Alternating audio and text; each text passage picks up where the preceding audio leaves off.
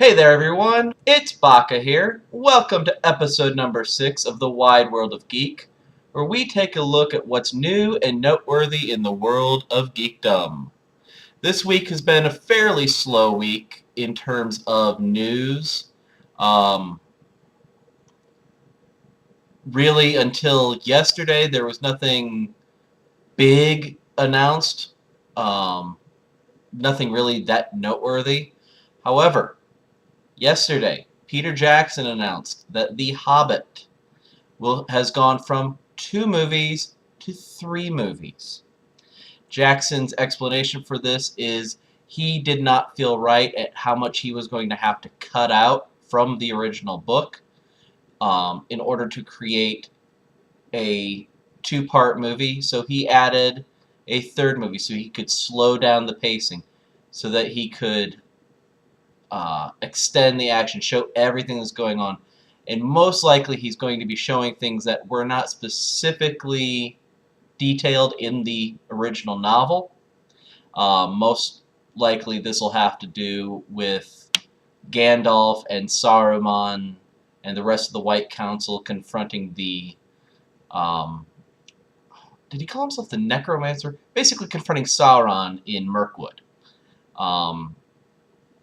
However, this will probably make it so that a lot of those complainers with the original Lord of the Rings who said, "Oh, why'd you cut this out? Why'd you cut that out?" It's probably going to go away. Does The Hobbit need to be 3 movies long? Probably not.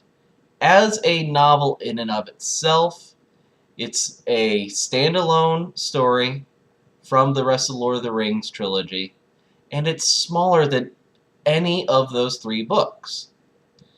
The Hobbit probably could have been successfully to them. I'm a Tolkien addict. I've had all the extended stuff, all the unfinished work, all the stuff edited by Christopher Tolkien. Um, so I'm still excited for it. I can't wait for the first one to come out. I believe it comes out this Christmas. Um, yeah, I think so. In other movie news, the rumors are swirling about the sequel to X-Men First Class. The the rumors are getting stronger that the sequel is going to be based on the Chris Claremont and John Byrne story Days of Future Past. Now, for those of you who may not know, this is a story that takes place in an alternate future where Sentinels have basically taken over at least the United States, if not the world. There are only a handful of mutants left, and most of those are in concentration camps, basically. This is the famous story, basically. You see Wolverine charge a Sentinel head on and get turned into nothing but his adamantium bones, thereby killing him. That's never worked in the regular universe, but it did in that story. This is a great story. I don't know how they're going to pull it off, especially going from, well, we just started this team to biggest story of the entire X-Men universe. Going to tell it right here in this second story. Who knows how much time's gone past, how many new mutants are going to be brought in. They can do a lot without having any of those original characters from X-Men First Class in this movie, which could be a really good thing. Now, moving on from movie news into some gaming news. Star Wars, The Old Republic, which has been extremely popular since it was released. How do I say this? Extremely expensive, like all MMOs are. I own it. I own a copy of it, but I've stopped my subscription because I just didn't have enough time to continually play and feel right about paying about $15 a month for it. However, SWTOR, starting this fall, will be free to play for up to level 50. Currently, I believe it is free to play for up to level 15, but they're extending it up to level 50, which is a lot of gameplay. After level 50, if you want to continue, then you have to pay for a subscription. If you want to, you can buy new items in their store. even before level 50, you can still subscribe. You can get access to everything through the subscription plan.